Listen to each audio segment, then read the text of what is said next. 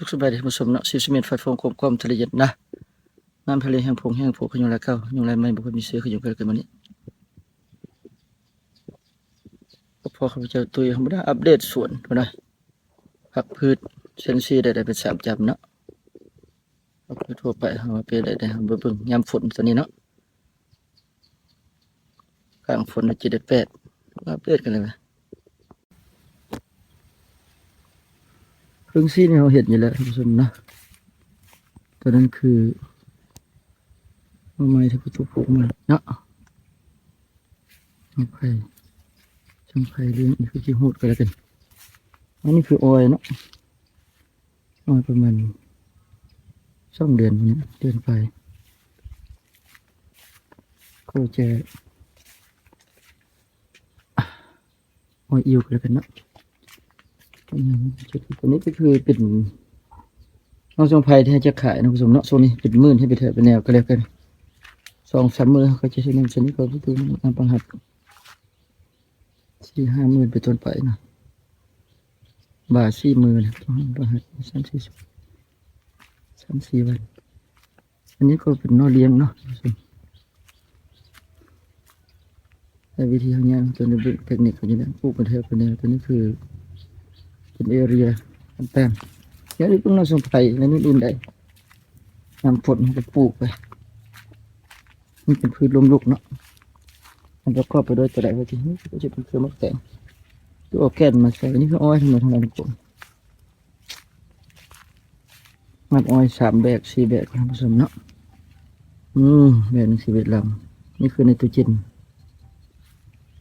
ข้างบนข้างหน้าเฉพาะอ้อยเนาะนี่2 เดือนไปเป็นให้เจ้าหลังจากนั้นได้ลงหอมอ้อยแล้วก็เป็นได้ว่าที่ตัวนั้นฮะใส่ฝุ่นก็ดีใส่ฝุ่นปุ๋ยหวานนี่คือพืชลมลุกนะคุ้ม3,000 สารมากเลย2-3 ฝุ่นนี่คือมะแตงทุกวันพุ่มไผ่บาน40 พรรษาเป็นสรุปงานสมเพียรไง40-50 ปีนี้อุดประมาณทิศปลายแล้วก็เอาฝุ่นใส่เขานะคือมันถือทุบวงจากแกนจากหินเขานะแกนนี่ก็บ่งเรียกทำไมกินแค่นี้ Start export เป็นภาษาเรียกมะพร้าวมาไหมนะก็ลงฝนนี่แหละแล้วฝนต่อไปที่ใหญ่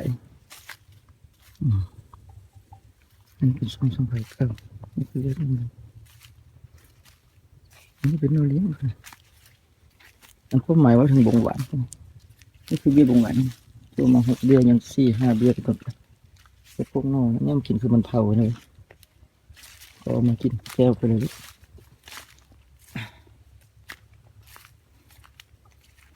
จัดได้ว่าบุมีมองไว้มองวางมันก็ไปได้ปลายไม้สินะเนาะอันนี้ก็นี่เป็นนกเสือกตัวใช้เป็นกลิ่นคนสีเฟรนเบียกนิดหน่อยเนาะนั่นอื่นจะปลูกปลายนิดหน่อยปลายไม้ก็ให้นะ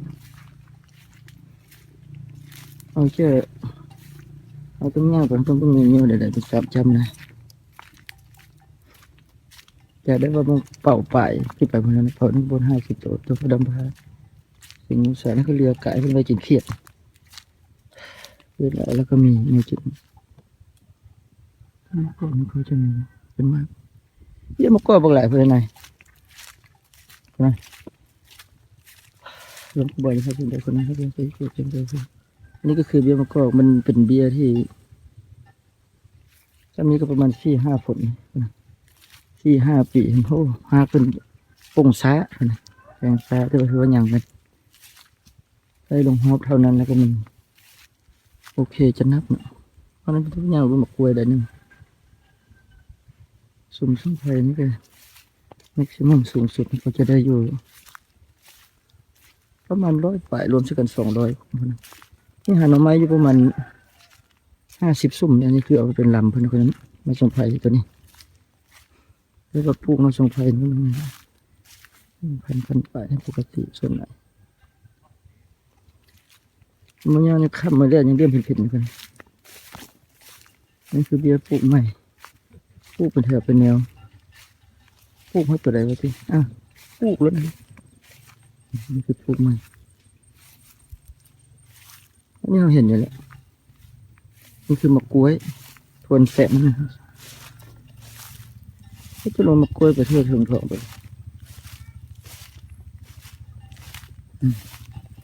เฮ้ยเป็น2 เดือนอันนี้ก็เป็นกลางฝนนะกลางฝนแล้วก็ที่ยากเลยคุณผู้ชมนี่คือการเนี่ยไป2-3 เที่ยวเลยปลูกประมาณเดือน6ประมาณผลอ้อยเป็นผักคาเดี๋ยวมึงทำว่าเปรี้ยวเลยไปสิเห็ดเฟืองแล้วนะคุณผู้ชมปอกเห็ดเฟืองซื้อมาเบื้องต้นปลูกไปแล้ว2-3 เบากันแล้วก็เตรียมซื้อวาดนี้ก่อนคุณเนาะเห็ดมันไปเดี๋ยวนี่คือเห็ดเฟืองนี่คือกองเฟือง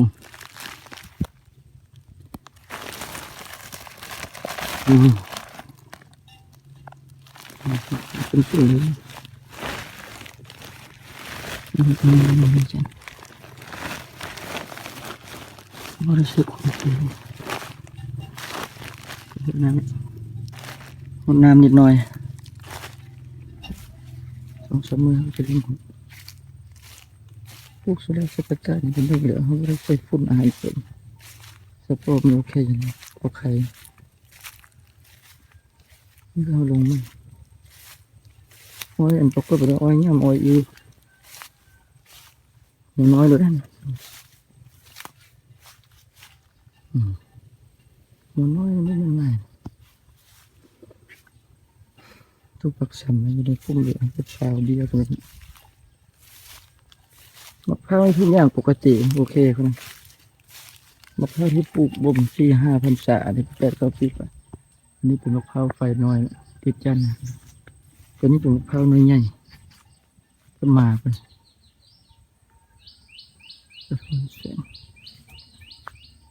แสงนี่แหละนี่คนที่2มาเลี้ยงก็จะปลูกอันนี้ปกติเราเด็กนะคนทั่วไปโอเคช็อกโกแลตนี่คือมะ2,000นะครับ2,000นี่คือตัวมี3 เดือนจากแกน4 แกนไปเลยนี่คือมะกอกอยู่ที่ไหนจะได้เป็นนมมะกอกนะคือมะกอกห้องมะกอก4-5 ปีแล้ว4-5 ปีซุปเปอร์มะกอกซุปเปอร์สูตรสูตรระดับหนึ่ง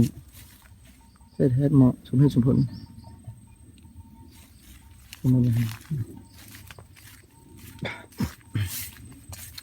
ที่ว่าสุดนี่ก็บุงหวานนี่เป็นยังคือฟ้าเป็นแถบนี้คือน้องเลี้ยง50 สุกเสียงไม่ได้มี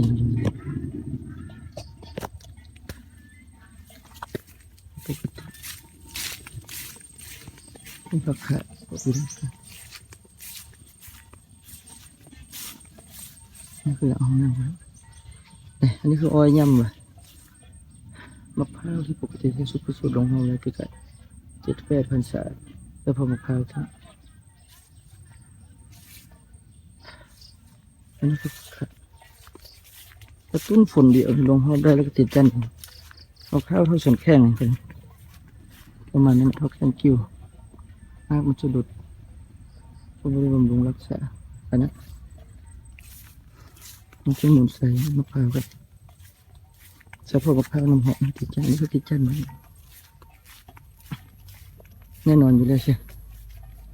นี่คือเฟรมมือเธอเป็นสีเขียวอันนั้นพวงดอกไฟใหม่ๆนะครับนี่บริไตออกใส่ได้ลงหอบแล้วพ่อกับช่วงต่อไปคุณเข้าใจ